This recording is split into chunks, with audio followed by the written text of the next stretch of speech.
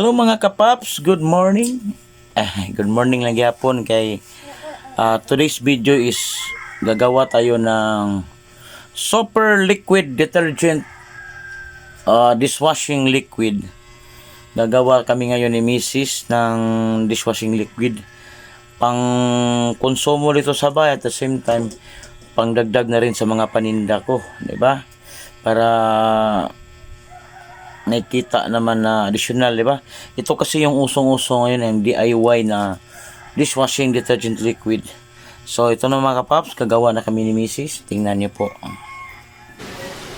Nating gawin mga kapaps is ito yung mga ingredients pala sa gagawin nating liquid detergent dishwashing liquid. So ayan, how to make, andyan na yan, paano gawin. Isa sa mga chemicals na gagamitin natin is ito, regular premix fresh calamansi. Yan yung ibig sabihin yan yung pinili natin na flavor. Yan po ay bali yan mga kapas, mga decreasing agent, pangtanggal ng sebo po yan, pangpabango na rin, antibacterial, water softener, colorant din po sa gagawin natin na liquid detergent. So yan yung maging kulay ng detergent liquid natin na gagawin. Pangalawa is which is ang gamit po niyan is pang palapot, kumbaga palapot ata ito sa mga chemicals. Iwan ko lang kung ano talaga itong mga chemicals ito, pero sundin lang natin yung mga nasa instruction, okay? So second na chemicals is yung tinatawag na bubble booster. Siguro yan yung para pabula mga kapaps, di ba? Ang third is final is yung thickener. Yung sa iba, sinatawag ito sa iba na asin. Kasi itong asin kung tingnan mo sa personal Pero ang totoo talaga, tawag dito thickener talaga, pang palapot talaga ito. From the word thickener, kita mo man yaman, di ba? Ayan. Thickener. Medyo malabo. So, yan yung mga kailangan nating mga chemicals. Kagamitan na gagawin natin mga kapaps is ito, may gunting. At saka ito, 14 liters na timba. 14 liters na tubig, kumbaga. Tapos make it sure lang na malinis yung gamitin yung balde.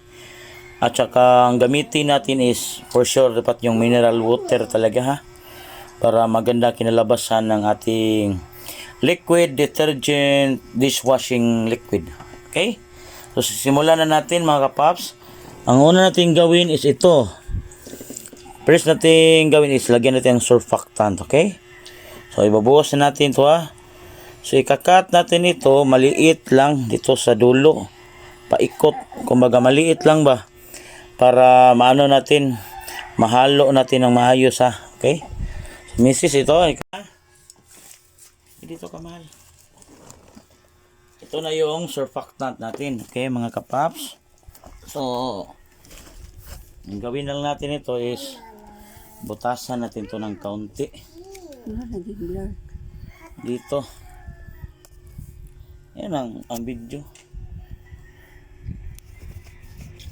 Okay, mukhang blur yata yung cellphone natin mga kapaps, ha? So ayan. Okay, so ito, maliit lang i-capture dito. Maliit lang yung gagawin itong butas ba. Ayan. So once na na to, ibuhos mo lang ito directly dito sa timba. Diba, dito sa timba. Tingnan mo. Tapos yung paglagay mo is hindi mo dapat i-diretso agad ng lunod. Ano mo lang mga ganyan ba. Oh. As you notice, nakita nyo sa video natin mga kapaps is paano ba? Mahal Ayan nilagay na natin yung surfactant natin. So dapat mga kapaps, hindi nyo ibuhos bigla-bigla, ha. So ganyan lang kasi mamumuo kasi yan sa ilalim pag ibuhos nyo bigla. Ganyan lang ang estilo niya, no? Lagay mo, ganyan, ganyan.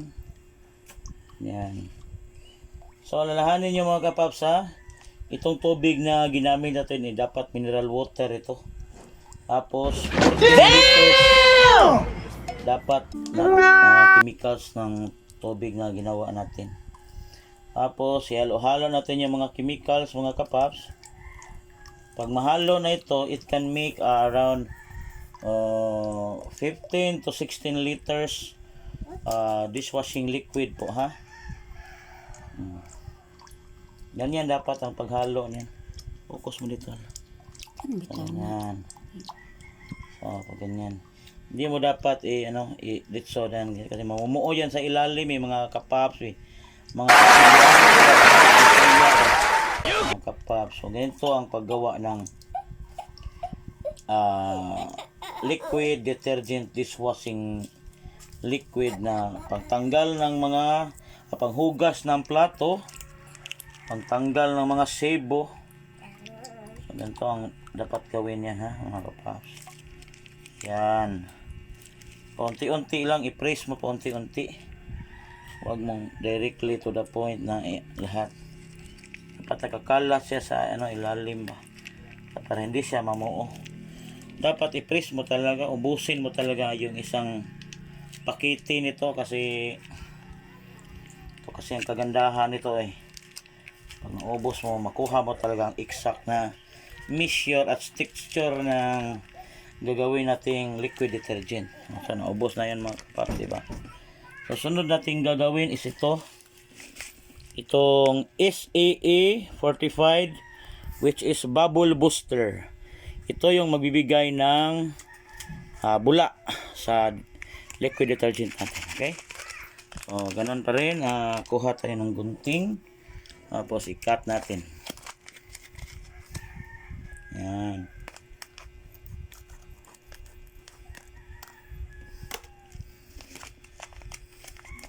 So, ibuhos natin mga kapaps. Ibalibod mo lang ito mga kapaps. Ganyan. Bibi. Yan yung baby ko. Gusto niya tumingin paano gumawa. Ayan. Yan yung tinatawag na bubble booster.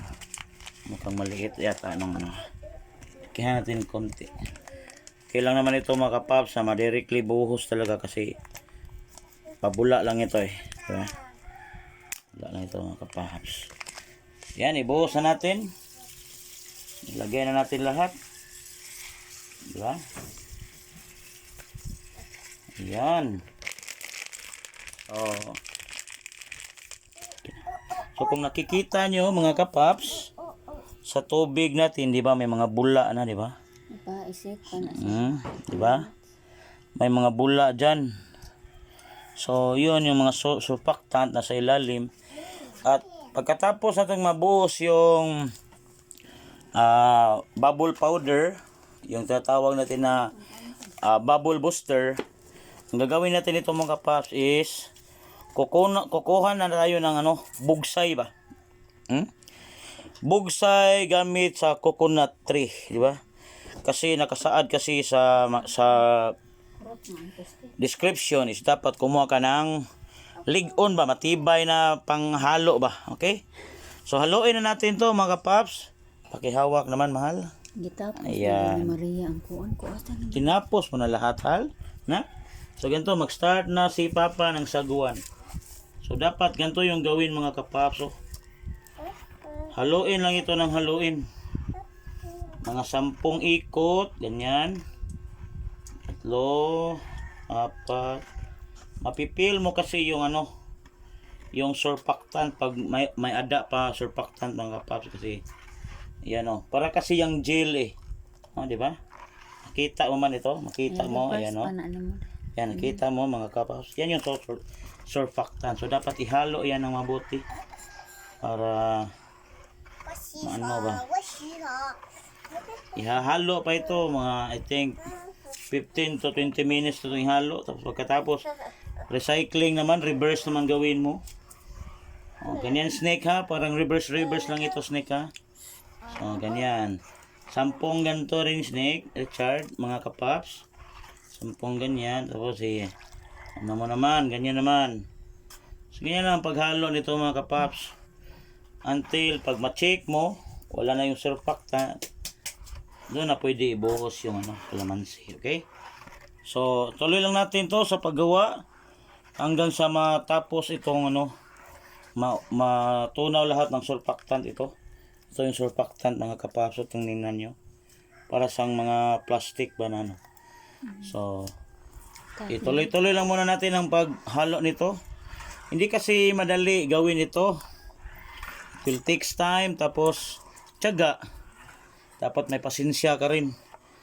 Kasi pag ikaw yung tipo ng tao na walang pasensya sa paggawa ng liquid detergent, dishwashing, is wala talaga. Huwag mo na lang itong gawin. Kasi walang mangyayari, hindi mo makuha ang right texture. Okay?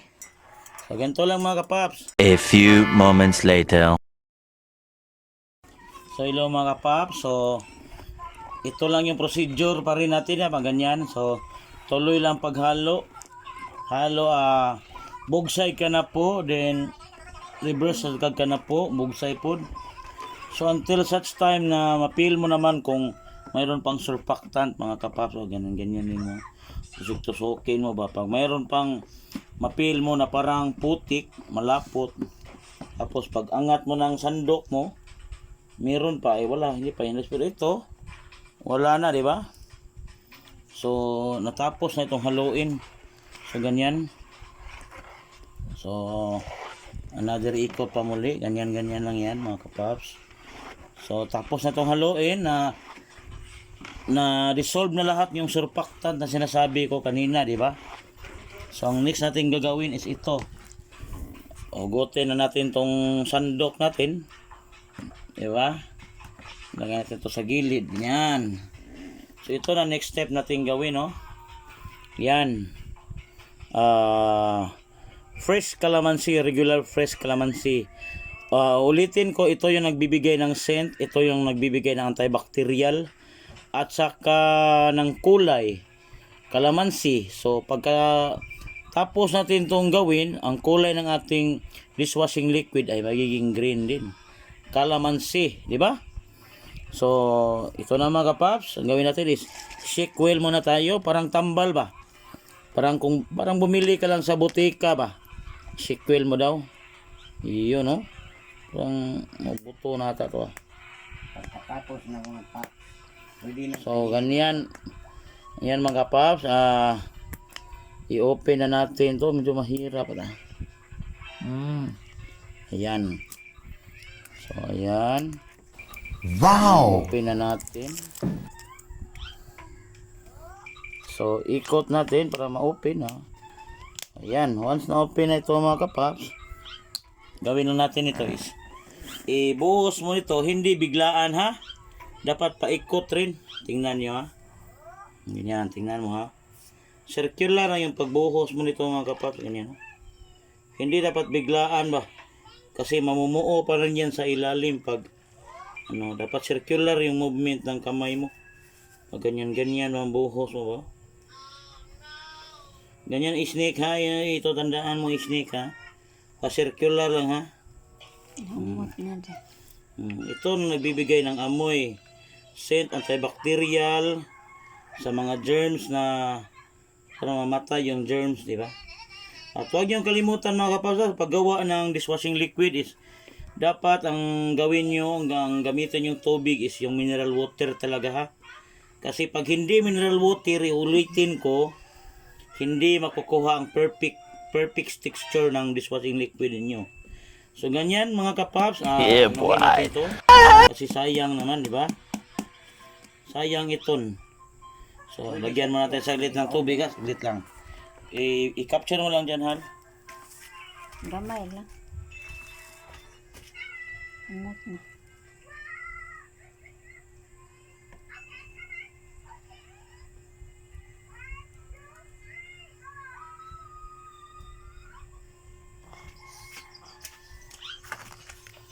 Yan. Tuloy natin kasi sayang kasi. Yan. Yan, ubos na. Ilid pa na So mga kapaps, kung andito lang sana kayo, siguro na maaamoy nyo talaga na sobrang bango na.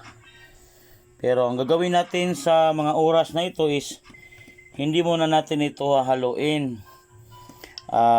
Itatabi muna natin ito mga 15 to 20 minutes para kasi yung mga chemicals kasi na ito, kahit hindi mo na ito haluin, pag nalagay mo na yung colorant, yung para sa scent, para sa antibacterial, dyan sa timba na yan, sila na yung mag-mix sa sarili nila.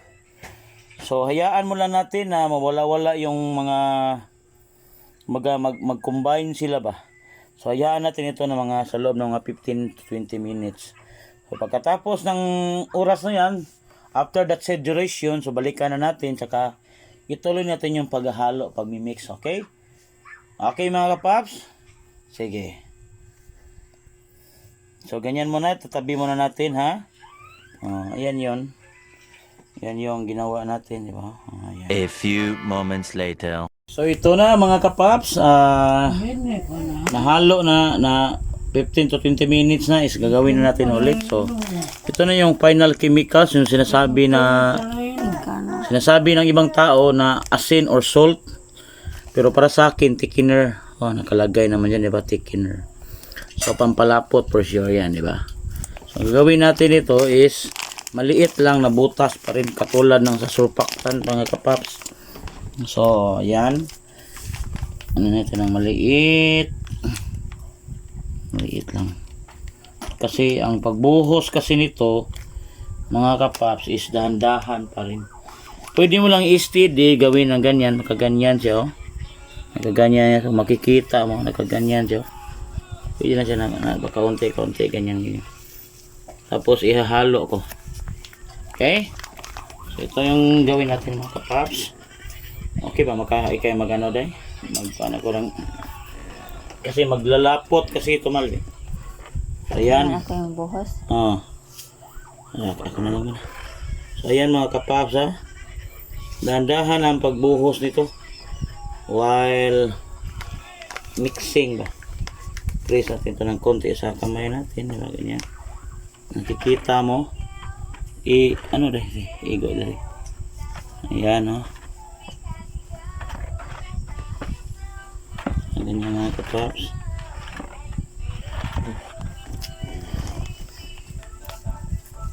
Yan.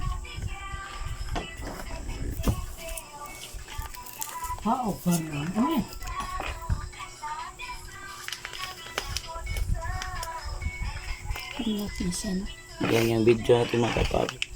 Ang hirap kasi mga kapaps walang nagbubuhos, ikaw rin taga-sugkay, ikaw pa rin taga-buhos. Alam niyo naman, di ba? So, ganyan lang gawin natin. I-press mo sa mga daliri mo para patuloy siya sa pag-ano ba. Yan. Kita mo mga kapaps, no? Nay! So, ayan ha mga kapaps. Tingnan nyo yung nasa balde oh. Medyo nagkulay green na siya, di ba? So tuloy-tuloy lang ang gawin natin. Ganyan yun mga kapaps. Oh. Hirap na. Saglit lang mga kapaps ha. Nakihan natin konti ba? Kasi parang sobrang liit lang talaga siguro. Kaya hindi ma-release sa ganyan. Mga kapaps. Ayan, tingnan nyo. Lapot.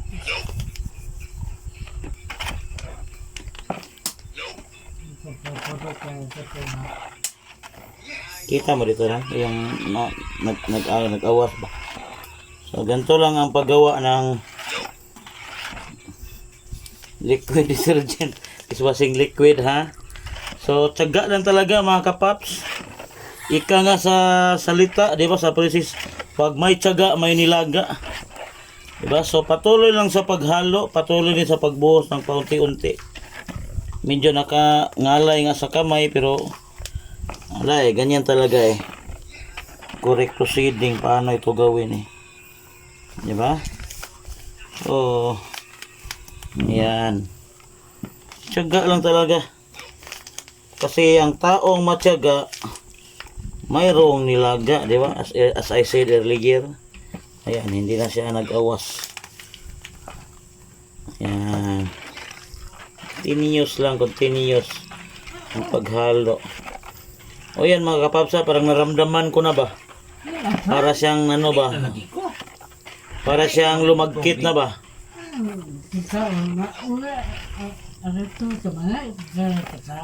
Yan ha. Kung nakikita mo yung mixing natin mga kapapsa, ayan o. Yan. Kita mo to Inday? Ayan ang paggawa Inday ha. Ang mixture. Ayan, hindi pa. Kasi marami pa kasi. So kaya na eh.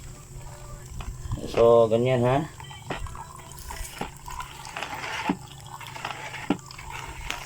Okay. Oh, ada bibi. Okay, Iday. Nada Iday day. Ayan, pamilya kaming gumagawa ng. Wag mong gawin yan, wag mong kunin ba? Baby. Ano oras pa? Tingnan ka lang, baby. Oh, yan o. Malapot na siya mga kapaps eh. Matigas na siyang ihalo ba? Oh, pabigat ng pabigat sa kamay. Maghalo kasi lumagkit na kasi. Ito yung mga dapat. Ito yung mga timailhan ba kung sa Cebuano pa. Na nakuha talaga natin yung texture kasi nagpalo kasi tayo sa instruction na yun nga malinis na tubig, dapat mineral talaga na tubig ang gamitin mo. Ayan o, tingnan mo mga kapapso. Ayan o, ayan, malapit na siyang maubos. Halo ng halo pa rin, paubos na pabos yung thickener. Ayan, naubos na yung thickener mga kapapso. So ang gawin natin, halo lang ito ng halo ha. So ayan, i-focus mo ito sa dito. Ayan. Mabigat na siya talaga mga kapaps. Hindi na siya madaling haluin kasi yun o, mabigat na sa kamay. Naalala nyo kung sinong nakatry dito magluto ng kalamay? O ayan. Parang ganito. Ayan o, mabigat na siya. Malagkit na siya ba? So, ganito lang mga kapaps ang gawin natin. Halo ng halo hanggang sa nakita niyo naman, di ba? Oh, ayan. Pictures mo mga kapaps, ayan oh. Ayan, nakita mga kapaps, ayan oh. Ayan, maganda na oh. Di ba? Ayan, di ba? Nakita niyo mga kapaps, oh. Ayan oh. Yun, wow. Pwede nang kainin ito. Ayan yun mga kapaps ha. Pwede nang kainin. Ito ha. Patuloy lang sa sa pagmix. Mga I think around another 10 minutes pag-mix. So pagkatapos itong i-mix mga kapaps, wag nating kalimutan na magkumuha lang tayo ng plastic. Tsaka ikab. Hello mga kapaps, good morning. Excited na akong tingnan natin yung ginawa natin kagabi, okay? So ito na, titingnan na natin ha. Ayan, di ba? Iniwan natin to kagabi na naka-lid cover, di ba? So tingnan natin kung anong resulta. Ayan. Ayun. Yan yung resulta.